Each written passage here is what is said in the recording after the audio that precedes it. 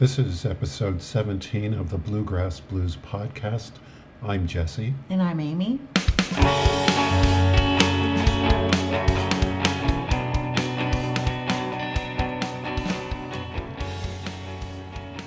Well, we're in pretty much last week of December, so that means the year's coming to a close. And I think it's time that we just look at the past year because so much happened in what is relatively a short time, but so much bad happened. So we should always pay attention to what we've been through just so we know what we should expect in the year to come. And so that we all work on regulating our nervous systems and doing radical self-care so that we can get out there and fight all of the fascism that we're facing. Right, and there's a lot of that to fight. So let's go back to the beginning of the year. I retired late last year. I came back to Louisville in January of this year, and one of the things that happened in January was that there was just craziness going on because of what was going on in the federal government, because they cut SNAP benefits. Well, let's talk about the big thing that happened in January. Oh, the inauguration, of course. Yeah. Boo! Yeah, that was.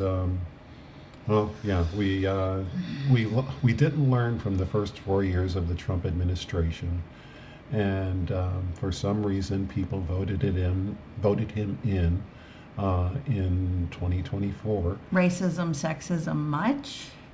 That helped a lot. Plus, just greed on behalf of the billionaires. But sure. Anyway, he was reelected. He went into office in January. He didn't create another demonstration where people attacked the Capitol because... No, all those people have since been pardoned. Yeah, it's crime crime pays in the Trump administration. Sure so does. That's where we are now. And when he took office in January, there were, people were, I think, willing to give him the benefit of a doubt. I don't know why, because he's always been a bad person. Well, because he lied. He made promises. Your, cost of living is going to go down, and you're going to be safer, and we're going to get rid of all the illegal aliens, and But the thing is, he always lied, and it just. Anyway, we'll get back to that eventually. But what happened in January? Let's see. There was significant rise towards authoritarianism immediately. Right. Yeah, he decided that he was going to sign executive orders, just bypassing Congress and bypassing the courts, and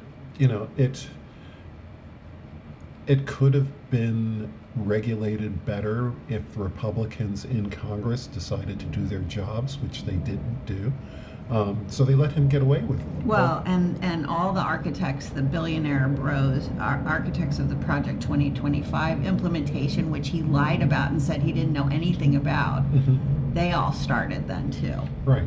That's because, he brought in a cabinet of incredibly incompetent people. Just let's name a few. Elon Musk and running Doge. You bring Stephen Miller. Well, let's go specifically into the people. Elon Musk and Doge. Elon Musk, the only reason he joined the government was to make money.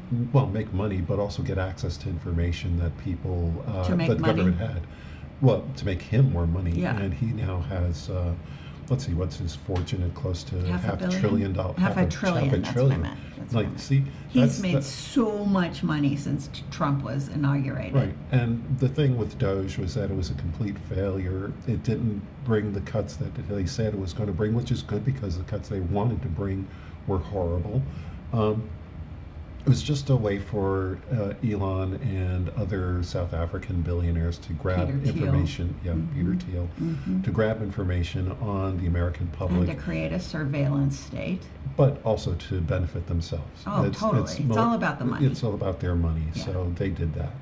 And in the meantime, what things that happened in January were, because of the economic fallout, there was talk of a shutdown.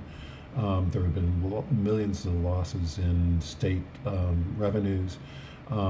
Social services were being attacked because there were delays on SNAP, which are the food stamps program, and funding going for women, infants, and children was halted because that just the government decided not to pay that anymore, which really hit state budgets. Federal workers were under siege by the Doge idiocy.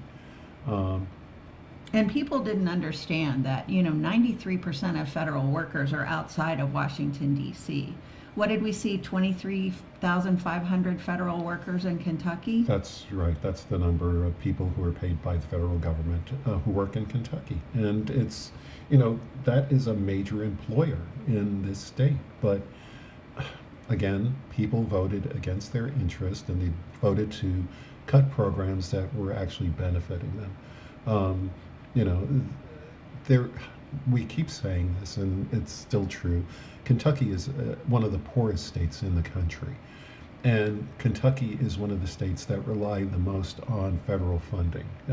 And it's one of these states where people here like to complain about life in the blue states, but the blue states are sending the tax revenues that are paying for Kentuckians.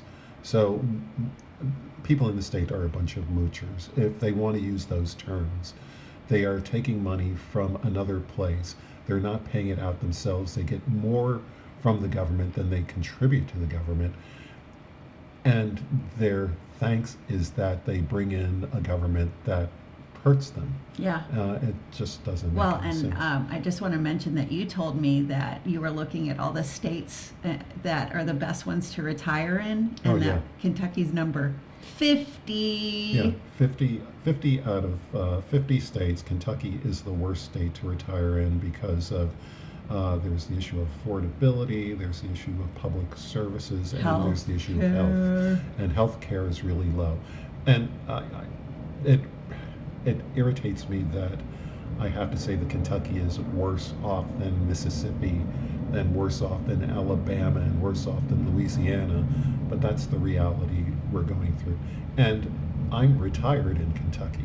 Like, let's see, I could have retired in DC, which is a better place for retirees, or I could have retired in California, or I could have retired in New York, but I'm in Kentucky because this is where my family is. And Kentucky is the worst place to retire in the country. So, hooray for me. Yeah. It's- All right, let's go back to our month by month calendar. Oh, yeah. So that was January. In February, the government decided that they were going to cut research funding at the University of Kentucky because of DEI issues. The University of Kentucky lost tens of millions of dollars.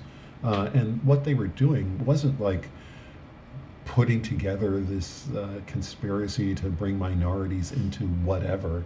They were actually doing research into cancer and heart disease and addiction.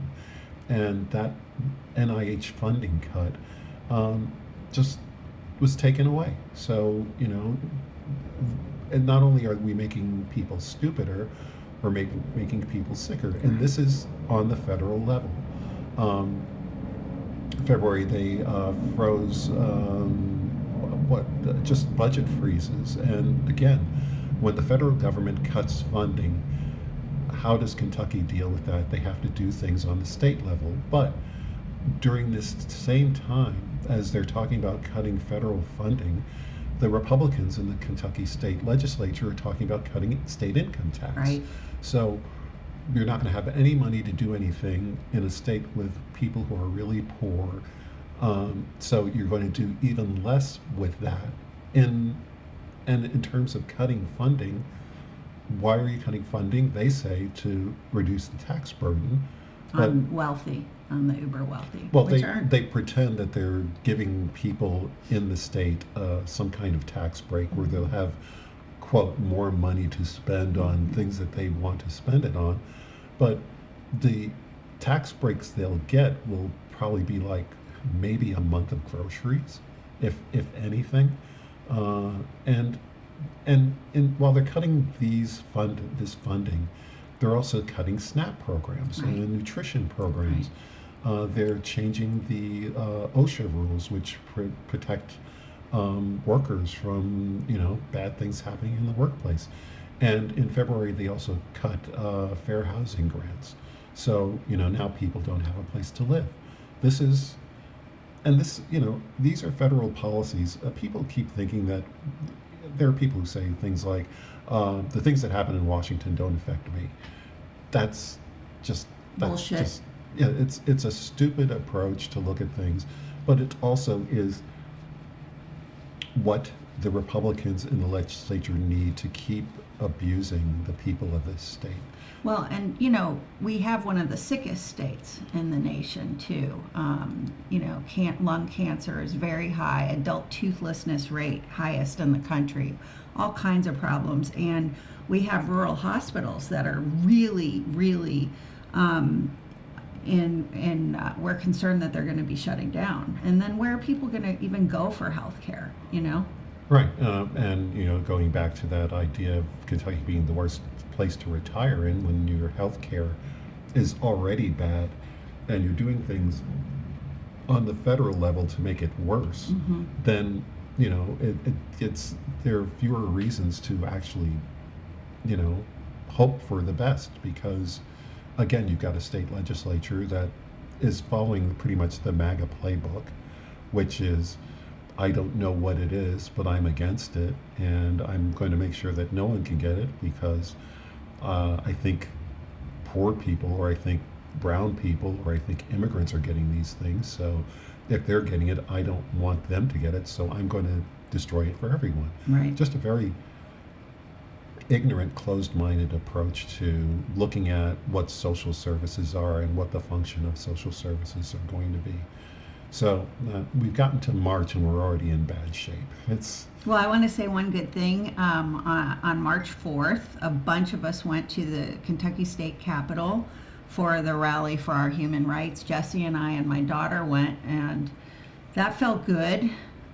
It was part of the 50501, the 5051 movement, and Indivisible, and a bunch of progressive movements that have really gotten stronger this year. Right, and one of the things I want to point out from that rally that we were at, and we pointed this out over this past year, is when there are rallies by liberal groups, the local media always fails to cover it in Right. the right way. They always underestimate the number of people at these rallies.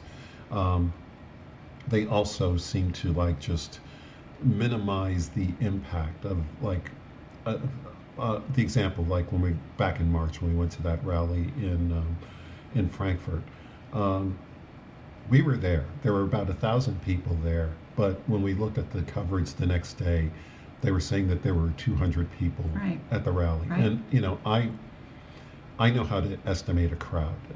That's years of practice. I've been doing this. I've been going to places and trying to figure out what the crowd is. And I know that I'm underestimating when I'm looking at this group of people. But there's a difference between me estimating there are 1,000 people at a rally and a reporter for a news organization that actually gets broadcast to thousands, hundreds of thousands of people through the state, who says there were only 200 people at the same protest. And that was pretty much the way protests were covered throughout the year, that they Yeah. were always underestimated, especially when they were involved liberal groups, whereas when there's a conservative rally, like there was after Charlie Kirk was killed on Right. the University of Louisville there was a rally on the University of Louisville campus, and I saw the picture of that rally, and they overestimated Yeah. the number of people there. So Why is that, Jesse? because they don't want to offend the ruling class, I guess. And they're all owned by these Well, conservative corporations. right. The local paper is owned by Gannett, and Gannett's concern is more about Not pissing off Trump. no, about having bonuses for its executives. Mhm. This is when you look at why people are doing things. You always, and this is what I learned when I worked at the Wall Street Journal.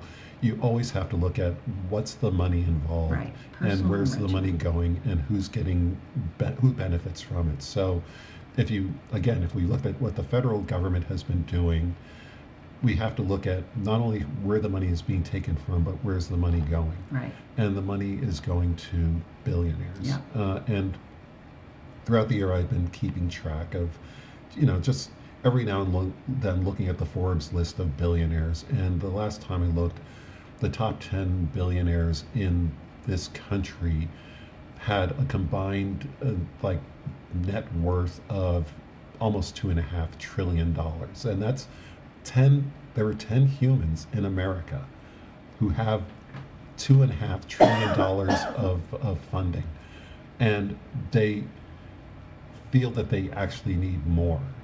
That's why Elon Musk was involved in the government. That's why Peter Thiel is involved in government. And it's not about cutting wasteful spending, because their very existence is wasteful spending. But what they're cutting is programs that actually improve people's lives. Right. And they don't care because it's money coming out of their pocket, and they can't spend the money they have in 1,000 lifetimes, but they want to make sure that no one else can spend it So, either. Jesse, have you seen anything anywhere that sort of looks at these 10 billionaires or the Trump family and assesses what their net worth was on January 1, 2025, and what their net worth is now in December Yeah, 2025? you can just look at every day. Forbes does a list of the top billionaires in the world, and it's not a story, it's just a chart where it gives you who the number one billionaire is, and like number one through whatever number of billionaires there are. And it does like a daily thing where you can see how much they'll make in a day, and there's some people who can make $1 billion in a day just because their stock moved in a certain way. So Musk is the one who's the most egregious about it, but the other billionaires are like Larry Ellison, who people don't know is the second richest man in the world. And by the time you get to name a billionaire, Jeff Bezos, you're probably going to like the sixth richest person in the world. So there are all these people ahead of him who, again, they're making so much money, or they've made so much money from the labor of the people that they're taking away like resources from, and they're never going to give it back. No. Well, let's go through the rest March. of the year, because we're in March. So there was that we talked about the cutting money for Kentucky. Let's see, there were admissions and diversity issues in the University of Kentucky, and because they had like a diversity program that was under attack. There were like FEMA funds had to be reinstated because the government didn't want to give those from past disasters in the state. And what else? In addition to the funding cuts, they started funding or cutting money for things like Louisville Public Media, the Corporation for Public Broadcasting. It's just that just continued throughout the year, and throughout March. And let's go to April. Let's see what happened. Well, I want to talk about April 5th. That was our big national hands-off protest day, and there were hands-off protests all over Kentucky. Of course, they were underrepresented, but they really, there were people coming out at rallies. I brought a lot of people out here in Louisville that had never been to a rally before, and it does energize people to see that they're not alone. And then it gets them, involved in, protecting our democracy. Mm-hmm.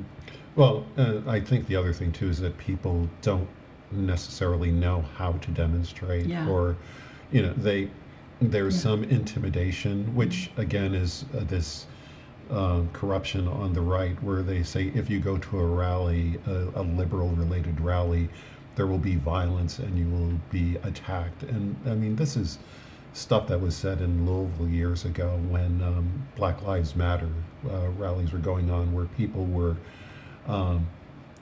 pretty much demonstrating in a small area of downtown. But if you talk to anybody who didn't live in the city, they would talk about, I can't go into Louisville because there's nothing but crime, and they're rioting downtown, and it's like this is all stuff that you're making up in your head. This doesn't exist. These are peaceful demonstrations. If there is any disturbance, it's usually something that the police have begun. So, anyway, we did have some peaceful demonstrations in Kentucky this year, and that went into April. Um, the other thing that happened in April was that there were more budget cuts. There were all these energy programs that were planned for Kentucky because they were talking about um, new forms of energy. But the Trump administration has decided that we want to restore or build back the coal industry because that was another promise they made. That coal was going to be king again, which it's not because no one wants coal. Yeah. But we also had all these programs going on in the state designed to explore alternate forms of energy. Those were cut. And that's millions of dollars, that's thousands of jobs. Billions of dollars of economic impact. Right, right. And, this all, our state. again, falls under what Elon Musk was doing with Doge. They were cutting government programs, and the state has to, just make its way through this. But again, we have a Republican legislature that doesn't or hasn't been looking out for the needs of its constituents. It's just been looking out for the needs of whoever gives them the biggest campaign donation these days. So we're already in April and things continue to be bad. So let's go look at May. And in May, there are cuts to Medicare, Medicaid, and SNAP. So that, when you cut funding like that on the federal level, again, it has to be addressed on the state level. And again, we're in a poor state, and we have Republicans who keep cutting the income tax and not coming up with any other ways of, serving the people of the state. So 1 out of 5 Kentucky children are hungry, and that's probably a conservative estimate. We have so much. Conservative as in MAGA, or conservative as in reasonable estimate? No, I think it's underreporting. Mm. I think there are more children that are hungry than 1 out of 5 in Yeah. Kentucky. Right. Certainly this year. Yeah, and but again, we're doing more to make children's lives harder. Yeah. So they were cutting Medicaid, they're cutting SNAP. What else? They cut education funding. Not only that, for K through 12 funding, but they did cuts in the Pell Grants, which are for higher education. And we can't forget the tariffs were starting to really show up in April. Oh no, in May.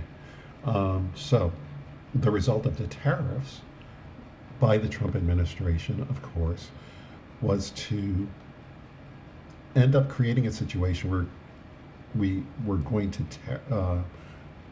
the Trump lie was that the country where the products were coming from were going to pay for the tariffs, which isn't true because the consumer pays for tariffs. And again, we shouldn't have to explain these basic things about the economy. These are things that we should get out of our local media instead of an approach to a story where it says the Trump administration says that this is going to happen in terms of who's paying the tariffs. Meanwhile, the Democrats are saying this is going to happen in terms of consumers paying the tariffs. And they just throw up their arms and say, well, we don't know what the answer is.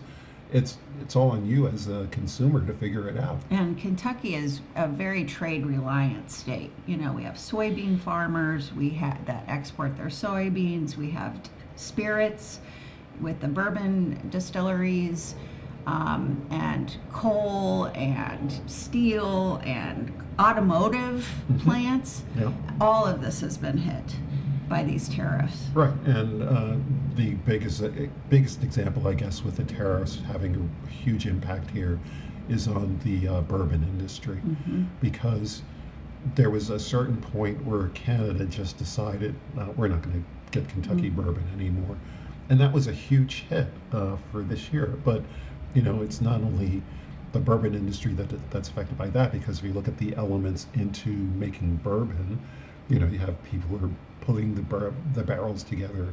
You have to get the crops in order to create the the mash that will be used in terms of coming up with a product, and there are all these storage costs. But again, since the tariffs pretty much doubled the price of bourbon outside of the United States, people just decided, well, we don't need I'll this. drink Irish whiskey Yeah, or right. Scotch. Canadian Club. you know? Canadian Club. I mean, I will say that Rand Paul is against tariffs, and he calls them what they are, which is tax. They're taxes. And I've read studies that basically say that Kentucky, the average taxpayer in Kentucky in next year is going to pay at least $1,100 more on taxes This is because just of the tariffs. taxes in general, Yeah. just because of the tariffs. Yeah, just and because of the tariffs. we're not even talking About about groceries, we're Right. not talking about health care, tax. right, and we haven't even gotten into, which we'll get into Yeah. later, just the healthcare Yeah. portion of this. So anyway, that's May. SNAP cuts were in May. Not a pretty Tax thing. policy, which the tax cuts that were passed in 2017 that benefited the wealthy, those cuts didn't go away. Those cuts his just first year, the first just were time. extended. So That's when I again, lost my federal job working for low-income families around the country to build wealth yeah, by having savings accounts, buying homes, starting small businesses, going to college. That whole program was so effective. It was a $25 million grant program that had the ROI was just astronomical on the program. ROI meaning. Return on investment. Yeah, and these are programs again that are important to actually building community, making Getting people off of welfare, Right. getting people off of government benefits, But- getting them self-sufficient. right. But instead, what they decided to do was extend tax cuts for the rich, for the people who really don't need these tax cuts, and by cutting taxes at the federal level, again, you shift the burden to the state level. Again, Kentucky, It's poor. is a poor state, and it relies on other states, blue states, to pay its cost. But and not only that, there was just the idea that they were scaling down taxes to the point where it created a hospital crisis, Right. where if you don't have the money to run hospitals, you don't operate a hospital, you just close it down. And where you're going to close it, it's going to be in a rural area where people are driving a long way just to get to the hospital now. Right. And now they're going to close that hospital, which means that they're going to drive even farther to find the next hospital. And depending on the severity of your illness or whatever, that the fatality rate's going to increase just because you can't get access to good health facilities in a reasonable time. Yeah, and maternal health has really been impacted. Also, Kentucky is one of the most restrictive states for abortion, and so you have these cuts with your medical providers, and then you have cuts on reproductive care, and you have to drive further and further. And not everyone in the state has access to reliable transportation. Right. Yeah, that's the other thing. That when you're cutting everything else, that means you're also cutting things like funding for roads. So the roads aren't as good as they are if there's a disaster. And gas prices. The gas prices, really gone up. yeah, right. Which we have to talk about Trump's speech this week, where he was saying that everything was beautiful and it's all a Costs are conspiracy by Democrats. If people think the economy's bad, it's because the Democrats say it's bad, and it's not because Sleepy Joe Biden's fault. right. And it's the second he took office, everything that he did, in terms of Trump, he blamed anything bad. He blamed on the previous administration. Even when it got deep into, we're now in May, and he's still complaining about things that the Biden administration allegedly did, it was a total lie. The Biden administration left him a really good economy, really strong economy. I'm going to swear, there was no way to fuck it up, and he essentially said, "Hold my beer, watch this." Well, and he's been enabled by the entire Republican Party. local, state, and federal. Yeah, And to a certain extent by his judges that he approved in the judicial system, not Yeah. all of them. yeah, and We've had a complete yeah, collapse of all three branches of government, right, as yeah, well as the fourth estate, the media. right, and that's a whole nother Yeah. subject. So let's go to June, or is there more? There's already good news in June. Let's see. There was a No King's Rally, That's when June the 14th. well, the big thing in June was the big beautiful bill Oh got my God. enacted. So that led to concerns about cuts in Medicaid and SNAP and other programs, caused health care issues and food insecurity, along with losses of jobs and shifts in education funding. I've got good stuff on this Oh, one. good. All right, Yes, so we need some good stuff. no, it's not good, but Oh, okay. facts. This is from the Center for American Progress, and they put out an article on August 6th. But on July 4th, Trump signed the congressional Republicans' One Big Beautiful Care Act. So how does it affect Medicaid and the cost of health care in Kentucky?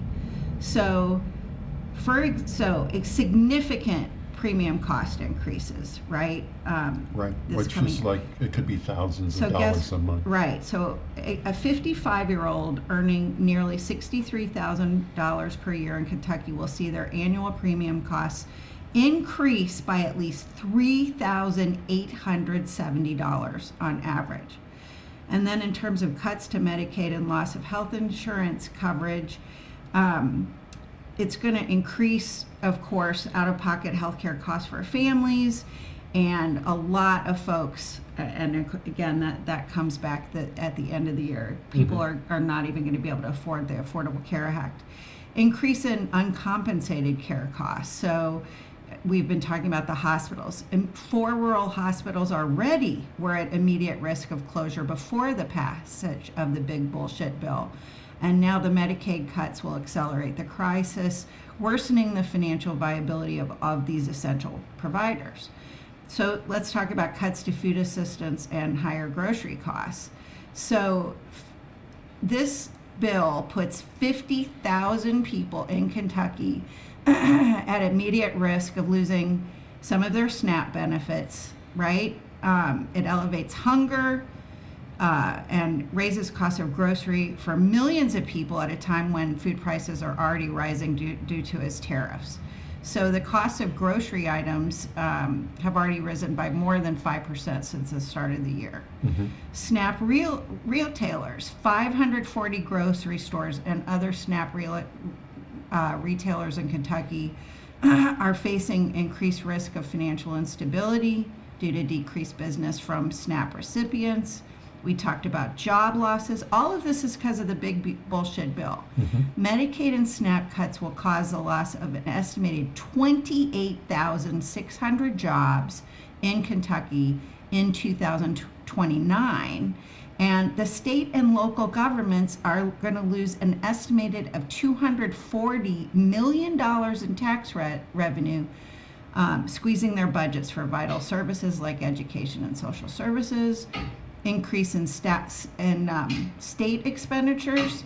So the cost share for Kentucky is going to be about an estimated $115 million for SNAP, and their SNAP, so basically the SNAP increase on Kentuckians is going to be about $49.3 million starting in 2027. Now, it also impacts our energy costs. So, higher household electricity costs. So, electricity costs in Kentucky are going up by an average of $70 per year starting next year. Higher costs for energy efficient home improvements. So, this report says by the end of 2025, families should expect to pay $2,000 more to replace a heating, ventilation, and air conditioning unit, and $1,200 more for upgrades to windows and insulation in their homes, right? And then lastly, more expensive student loan payments. This one just kills me. So it limits the repayment plan options for student loan borrowers starting in 2026. And it's going to force, get this, The average student loan payment in Kentucky is the average increase is going to be $210 a month. And it's going to go up to $370 a month, more per month, for student loan payments because of the bullshit bill. Mortgage costs are also going to go up an average of $340 annually, or approximately $10,150 over a typical 30-year loan period. And then increased costs for small business loans. Small business, they drive our economy, and their loans are going up an average of $510 annually, which approximates $5,420 over the length of an average fixed rate loan. This is a complete shit show. Mm-hmm. This is anything but a big, beautiful bill. Right. Well, all it does is make the billionaires richer. And that was the whole point, because the billionaires are the ones who contributed the most to, well, some will say that billionaires contributed to the Democratic campaign, but the billionaires who are now, running the country, they're the ones who, I don't know if you saw this week, but was it Marianne Adelson? Oh, yeah. She was giving a speech at some conservative gathering with Trump, and at the end of the speech, she said he should run for 4 more years, and that she would give him $250 million to run. And it's like, oh, well, there's a bribe right there. Oh, totally. In front of everybody. Well, just think about all the pardons now, all these criminals that have been pardoned all year. I mean, I'll give you Trump $1 million if you pardon me. And then all these other people that have been swindled by them are affected too. Right. Well, but let's go back to our calendar. Oh, yeah, because we had so much fun in June. Yeah. What happened in July? Let's see. Again, it's still the big, beautiful bill. That's right. Terrible. Let's see. It cuts in Medicaid. The result of it were like $38 billion over 10 years, and increased. The bill also increased the cost of SNAP, food stamps. Work requirements were added. The funding for public broadcasting was cut, and just more challenges for the healthcare industry, because the cuts in Medicaid funding would in Kentucky actually affect about 200,000 people, and puts a strain on rural hospitals. Right. The SNAP program, you still have people trying to get food, and they can't because their food stamps are being cut. The work requirements, which I find interesting, whenever Republicans do these things about allegedly improving the economy, or when there are benefit programs, they put these work requirements on the people who are supposed to get the benefits. Thing is that most of this funding isn't going to adults, it's going to children, and children don't work. So if you're not going to give their parents the money to take care of them because you're creating all these barriers, then the children are going to go starving. And it's like they're going out of their way to make sure children are suffering. Right. Like they're taking away their food, they're taking away their education, and they're taking away their health care. Right. So, it just gets worse every time you think of what they're doing. By the way, I just saw this stat on. I was talking about the student loan and how they're going to go up an average of $210 a month. More than 600,000 Kentuckians owe a total of $20.3 billion in student loans. This is major. Mm-hmm. And okay, I'm going to go off on another tangent here and complain about billionaires. But if let's say, what was the number you gave? $28 billion for student loans? Let's see, $20.3 billion. Okay, so let's use Jeff Bezos as an example Yeah. here.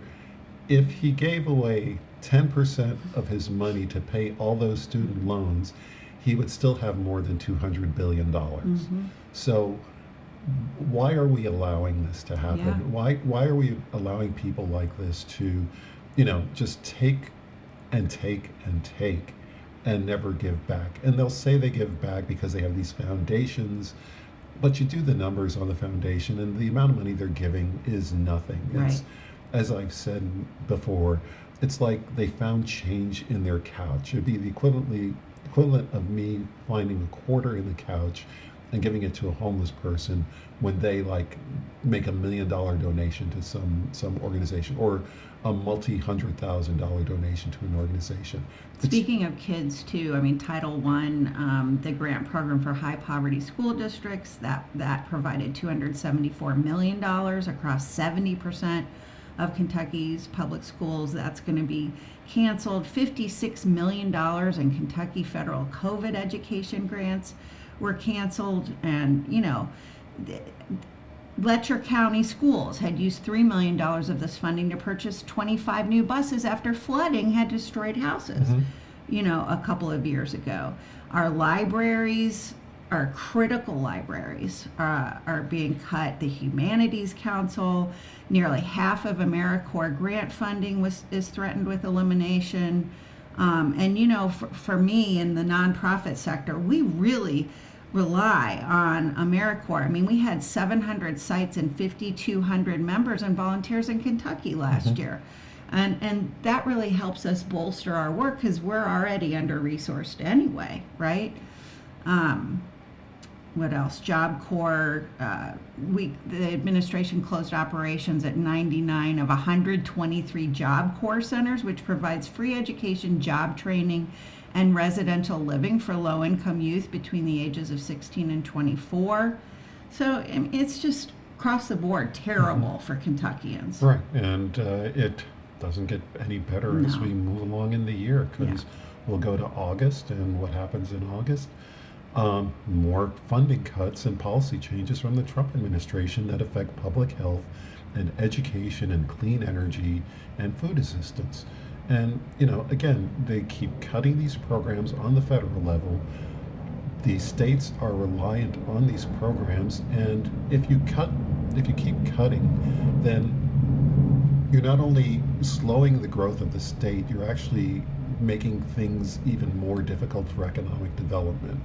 There's no, the only logic to it is that, we're taking this money because we want to give it to billionaires. But just in terms of the people in the state, again, people are just getting screwed over by all these health crises and opioid use. I mean, tobacco use remains our leading cause of preventable death, and millions of dollars from the CDC's Office of Smoking and Health for tobacco cessation programs canceled. Right, and as the CDC cuts public health funding and public health infrastructure, the only result from that is that people are going to be sicker and the death rate's going to be higher. But they're cutting everything that makes life better. They're cutting education. They're cutting cost for clean energy. We've already talked about this cuts to the SNAP benefits, and now we're getting into the August where the discussion was on whether or not the government should close, because that was on the horizon and people were looking at that. And again, when government closes, it doesn't affect the rich people, it affects poor people. So, these are some of the things that they went through in August. And if you looked at the Courier Journal or the Lexington Herald Leader, it'd have more detailed stories on this. And while I'm discussing this, a really good source of information is the Kentucky Center for Economic Policy, because they've been covering this closely, and they really do.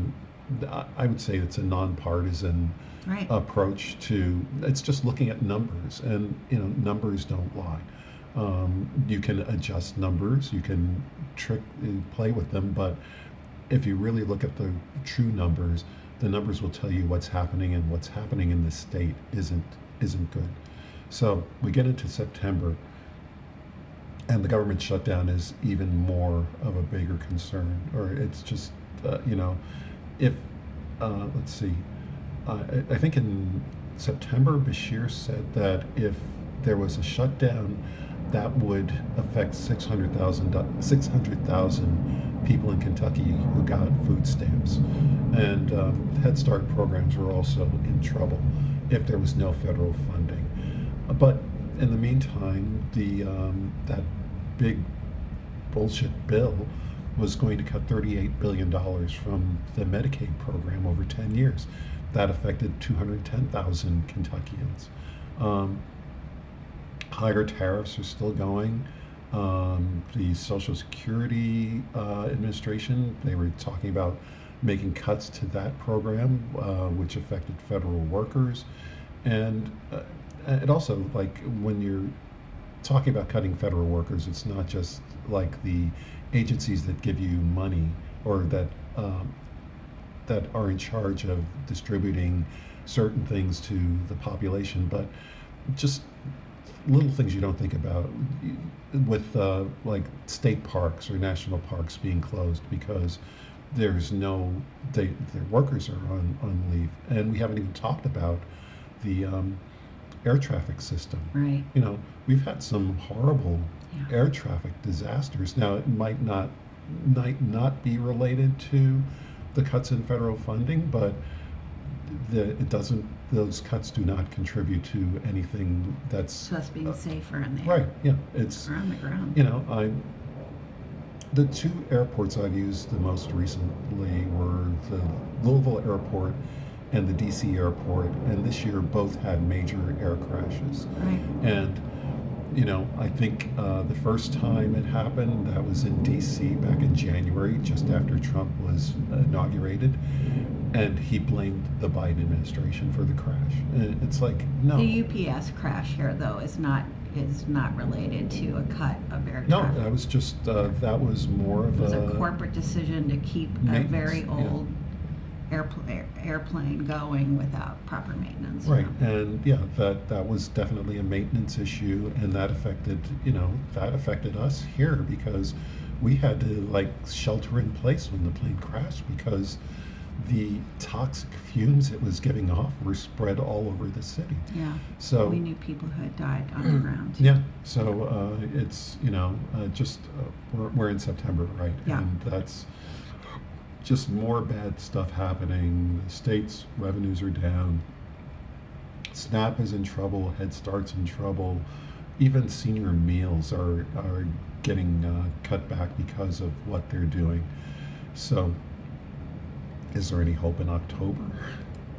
Well, we had a big No Kings rally. I mean, again, underreported, but very powerful across the nation, all across the state of Kentucky on October 18th. People showed up in force. Yeah, We didn't quite get, the 3.5% that we wanted to get, which shows sort of a tipping point, but it was good. I was at the demonstration in Colorado for that. So I was in Denver.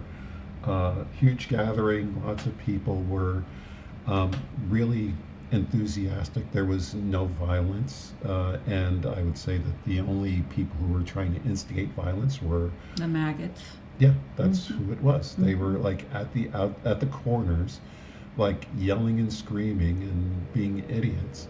Meanwhile, people are like demonstrating because there is a threat to our existence as Americans. Right. But the MAGA people don't see that. They just I don't understand what's going on with them. I've tried to figure out what their thought process is, but the answer is there's no thought process. Well, there. I mean, when you start to see Marjorie Taylor Greene peeling off, major maggot Right. proponent, I am looking for these cracks, and I'm seeing cracks as the year goes on. Right, and the cracks are, that's, with Marjorie Taylor Greene, I think that's an opportunistic crack. I think she sees Sure, that sure. she wants to be in office in a different capacity, and she realizes that MAGA's in trouble. But Jump ship now. yeah, right. It's as there's one podcast group that says, be sure to burn the lifeboats. Right. And you're seeing Republicans now go for the lifeboats, and Marjorie Taylor Greene is the perfect example of that because she was the craziest person Yeah. in terms of just being a total MAGA supporter. And I think that if we're going to talk about the media coverage, I think the media has been irresponsibly fair. It's like, how do I say this the right way? She shouldn't be getting the treatment she's getting because she should be treated as a pariah. She did bad things. She was a racist. She was a anti-Semite because, remember, the Jewish space lasers. Yeah. She was insane. And now she's doing the, oh, I didn't know any better routine, which is just, The media has not been our friend this year. no, it hasn't. And, I tried to watch the 60 Minutes interview with her, and I just couldn't tolerate it. It became like a pissing contest between her and Leslie Stahl, where, it's like, it just childish arguments at a certain point where she was saying that Leslie Stahl wasn't being fair to her, and Leslie Stahl was saying, "Well, I guess I'm being fair to you." And it's just a pointless argument because the fact of having Marjorie Taylor Greene on as a legitimate news source is a joke, and that's like more of the media. That's going to get a lot more views for the 60 Minutes, though. You know? It gets the clicks, it gets the Gets the views, clicks. whatever. Charlie Kirk got the clicks. Right. Trump gets the clicks. Right. Media's doing very well this year. Yeah. All right, we're still in October. Oh God, we're in October, so yeah. Typically People, my favorite let's see. month of the year. 23,500 federal employees were furloughed in the state without pay Yeah. because that was the Shutdown. right? Yeah. The SNAP benefits, they were paid, but then there were going to be delays in November.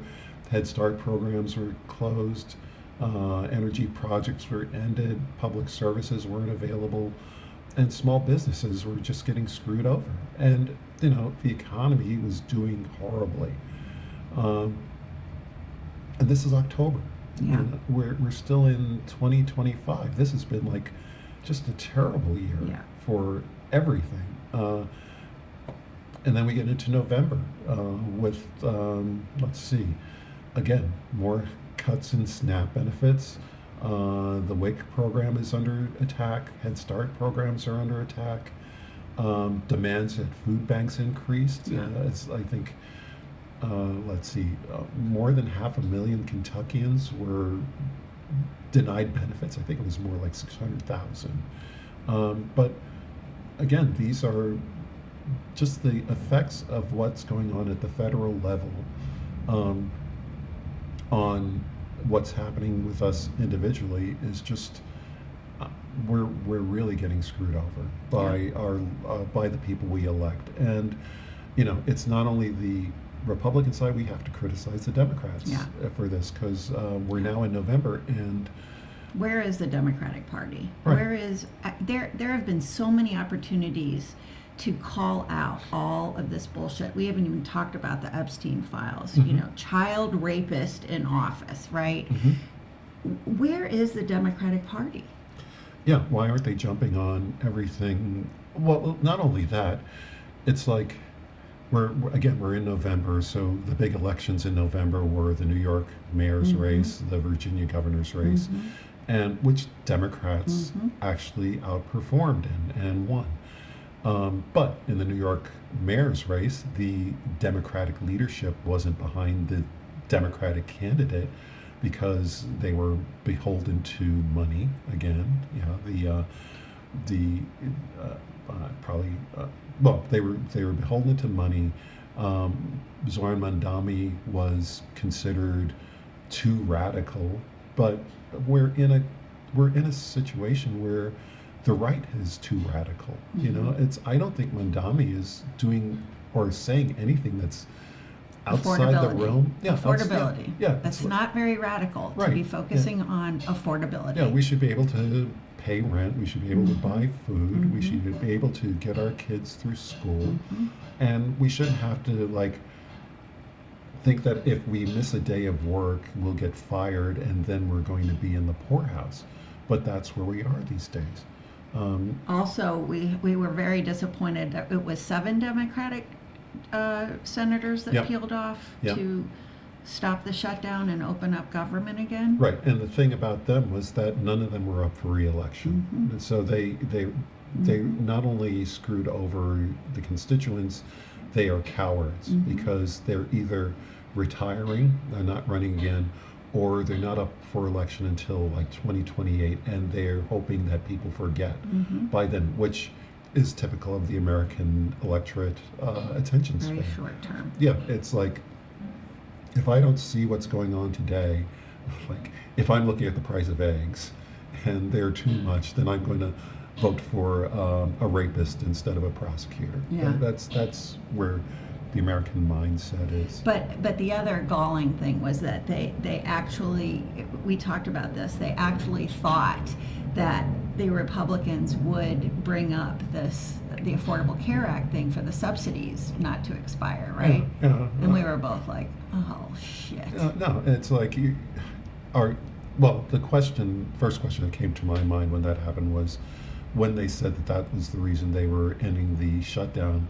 I can only think, are you stupid? Yeah. Republicans lie. Yeah. They will lie to you, and they will lie to you up until the minute they stab you in the back. And guess what hasn't happened and is not going to happen in 2025? What? Those subsidies are going to expire. Oh, the subsidies are expiring. Yeah. I hear there are podcasters who are actually have been talking about that all year. That and the amount of money that people are paying is like they would have to get another part-time job to pay for the subsidies that they're losing. If they're going to have the same amount of coverage, they have to get another job. And there are people working 2 and 3 jobs now, and they can't afford to, pay for these things or afford health care because their companies aren't providing health care, Right. because the billionaires who own the companies don't give their workers health care. Well, and again, the small businesses, which are really the economic engine of many of our communities. I have a very close relative who did vote for Trump, and he and his wife are on the Affordable Care Act, on the exchange, and their premiums are doubling. I mean, over $1,000 more a month. Yeah. This is a small business owner. Right, and when you say $1,000 a month, that's $12,000 a year. More. Okay, all right, that's right, yeah. How can people afford They any can't. of these? It's just ridiculous. I do want to mention that there was a boycott that was organized around the country. I haven't seen the results of the boycott in terms of Thanksgiving spending. Amazon and Home Depot and Target were targeted. I do think Thanksgiving sales might have been up, as I read, because there were so many deep discounts that were offered on Good Friday and Cyber Monday or whatever. So but why were Amazon and Home Depot and Target? all of them have capitulated on DEI, various Trump things, as opposed to a place like Costco, which hasn't, and Costco seeing a record year in revenue. Because they understand what their consumers want. And, the thing about Amazon, too, and Home Depot is that they actually donated to Trump's destruction of the East Wing of the White House. Right. Because they just wanted to be in good stead with I don't know why they would be in good stead with them. I can't explain it. It's all about money. It's just all it's about all money. about money. Come on. But Yeah, everything's about money for very few. and Screw the rest of us. and the thing is that what Trump is building is just so tasteless. It's you've seen the pictures of the White House where he's put gold trim on everything. Yeah. It's like, Now he's renaming the Kennedy Center. oh God, yeah. That's I think they've done it. Yeah. Because Trump Kennedy Center. yeah, why? What is his? Well, he replaced all the board of directors, so of course it's a rubber stamp. Jesse, we didn't talk about the Epstein files enough. Oh yeah. Well, let's talk about that. Let's see. Should we get to December or should we go? Yeah, to go to December? December. Okay. So in Get December, through the year. let's get the It's year been a done. tough year. But Patience. okay. All right. The shutdown. We're talking Yeah. about the impact of the shutdown. Um, SNAP benefits and food insecurity increased. Yeah. Federal workers either lost jobs or were furloughed, and about almost 24,000 people were affected by that. In our Um, state. all the services that we had were disrupted because of the shutdown, and the reduced spending on the federal government actually had a bad impact on the state spending. And we There's now like, have $150 million deficit that we're facing for. yeah, we have. It's like nothing good has happened this No. year, or I'm trying to be like fair and trying to think of something good that happened. And well, I guess the only good thing that happened recently for Kentucky was the state senate race. Gary Yeah, Clemens won. yeah, which was that was, and he won by a huge amount. 73% of Right. the vote. Yeah, so that's a good sign, but does that apply beyond? No, he did run Global. for an open seat from David Yates, who was also a Democrat. Right, but So- his opponent was a Republican who Yeah, said horrible things sexist. about women. Right. I think there was probably one other candidate, like a libertarian, who got maybe 2% of the vote. But that's a good sign. Yeah. But that's something we would expect in the Louisville area. Yeah. That a Democrat's going to win, and Democrat has won big in Louisville. Hopefully, that's a sign that people in the state are waking up to the fact that the Republicans aren't serving their interest. But we have to go back to the fact that the Democrats in the state haven't served their interest either, because as we talked about throughout the year, Morgan McGarvey should have been out in the state doing town halls when the Republicans weren't showing up for them and saying, your Republican candidate is a coward. He's not going to address your issues. Well, I wouldn't even go there. There's so much data on the impacts of this horrible administration and Republicans on Yeah. every single county in the state. Yeah, we can go through that, but we also have to point out that the Republican doesn't. Even show up. Right, and not only not showing up, they ridicule anybody who demands a meeting, and when they do show up, they never show up in Kentucky. I mean, when they show up in other states, they get yelled at. And I'm Right. sure that's what the Kentuckians were thinking, and I don't know why the Democratic leadership Yeah. in this state didn't Capitalize on or that. just slap McGarvey in the head and say, "Get out there and talk to Mhm. the people." Mhm. But anyway, well, let's go to the Epstein files, because that's So they still haven't been released.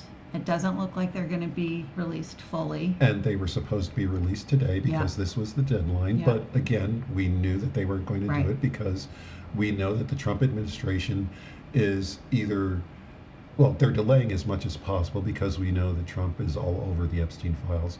And we also know that what they're doing is probably going through the files and taking Trump's name out of every page that Trump's name is on. So when you have these thousands and thousands of Mhm. pages Being of data, redacted.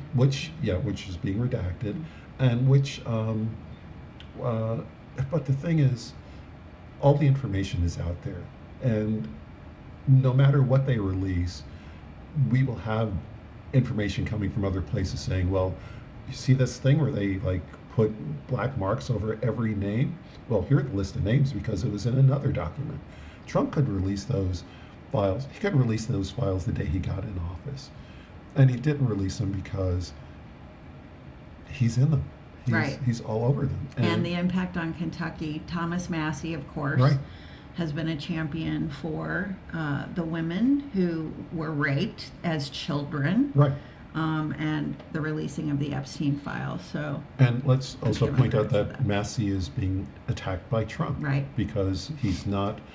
I wonder what the other Republican congressmen in this state are thinking or doing, because Massey. well, Andy Barr is a Trumper, and he's going to run for Senate. Right. Oh, He is and running he's for Senate. you're right, and he's already got on his website or his campaign site about all the things he cares about. And I saw that one of the things on his campaign site was making sure that trans girls aren't playing in sports, which is like there are no the numbers aren't there. It's not worth the effort, but that's something that he can get the stupid people to get riled up over. And I okay, I'm going to go on another tangent, Okay. but little girls play baseball. You know, it's like the Little League World Series has girls playing baseball. So the idea that boys and girls don't play together in youth sports is totally absurd. But this is an It's a issue. non-issue. It's a a wedge issue. non-issue that's been enforced by the Republican Party to keep you distracted from things that really matter, like the fact that all of your tax dollars are not going to provide services for you. It's going to fatten the bank accounts of billionaires. Yeah. So So what do we do now? what do we do now? I do want to say something. I went to a really powerful training last night for the Community Defense Network, and hundreds of people here in Louisville are being trained to accompany our Latinx neighbors so that they can be safe in their homes, they can be safe in their workplaces, they can be safe at school, they can be safe when they're receiving services.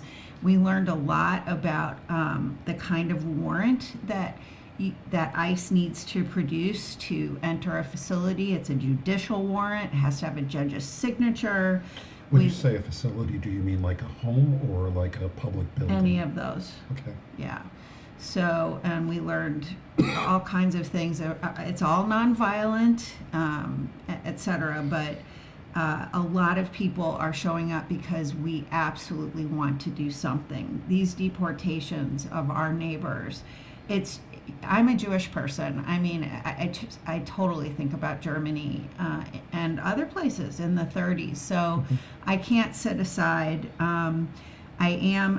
Just personally, I've done a lot of good work in terms of exercise, in terms of nutrition, and in terms of meditation and self-care, because, just doom scrolling already jacks up my nervous system, and I'm in fight or flight like immediately. And I know a lot of us are very overwhelmed, but again, that is one of the things that this administration is trying to do, is overwhelm us so that we can't get out of our houses. So we have got to take care of ourselves so that we can show up and take care of each other, take care of our neighbors, and take care of our democracy, because a lot is at stake. Mm-hmm. Yeah, I agree with that. I should be going to these courses on how to protect your neighbors. I know that when I was in D.C., it was pretty much a weekly or maybe a nightly event where people would be standing on the corner at the waterfront train station near where I live, and they would be demonstrating against ICE, and they would just be ringing bells and holding signs and making noise, and the police were there. And DC police, I would say, are very tolerant of things, whereas you go to other states and the police will crack your head. But DC police are there to maintain order, which is another reason why you don't need soldiers in Washington, D.C. That's just unnecessary. But then you don't need soldiers in Oregon, and you don't need soldiers in Los Angeles. But the administration is creating this situation where they want people to get shot by federal people. They want something bad to happen, because then they can really crack down. I did want to mention, Jesse, that we are looking for bilingual people to step up. There's a lot of work being done for hotlines and getting out information called Know Your Rights. Things are done in Spanish as well as in English, and we're looking for bilingual people to put a couple hours in here and there and do some volunteer work. So if you're listening to this, if you're in the Louisville area, go ahead and direct message us, and I can connect you to the right folks. Well, that's a good idea. And it's really needed because Louisville is made up of a lot of immigrants. You'd Yeah. be surprised of the different immigrant populations. We've been that a are welcoming city Right. historically, We were a welcome city until the mayor sold us out to Mhm. ICE. right? And that's inexcusable as well. It is. And that's another example of the failure of the Democratic Party in this state, because they should be rallying to protect people and to protect the people who actually support them. And this doesn't mean like letting people who can't vote in the country vote, because they can't. If you look at the numbers, the people who are most likely to abuse the voting system are Republicans. Right. That's the reality of things. But instead they pretend that there are all these foreign arrivals all of a sudden just walking up to the polls and demanding that they be allowed to take part in the election. That's not true. So, I want to So- say happy holidays to everybody. Yes. And happy new year. We have work to do. I personally think we really need to be working locally for our midterm elections in 2026. We need to ensure that we have free and fair elections next fall. It is, I don't know that in my lifetime there has been a more important time to get involved than right now. Yeah, that's probably true. It's like, I'm trying to think. Well, in my lifetime, we had the civil rights movement, and that was a time we got through. And I'll say that things are bad now, but things were bad in the 1960s, and we survived that, and we can survive this. And we've had robber barons. We've listened to read to Heather Cox Richardson. She puts everything out there historically. Right. But we can't. We've got to show up now. Right. There is a place for everyone. You don't have to go to a rally if you have social anxiety. You could write postcards, or there's so many things to do. So Yeah. plug in. Right. And so I think this is our last podcast for the year. We'll be back in January for more fun and games, and let's hope that 2026 is better than 2025. I'm hoping. I'm up for that. Yeah. So thanks for listening, people. Again, just subscribe to the podcast and share this with others if you want to just get the word out on ways that you can be active in supporting our communities. Take care, everybody. Bye. Our closing music is by John Chamberlain.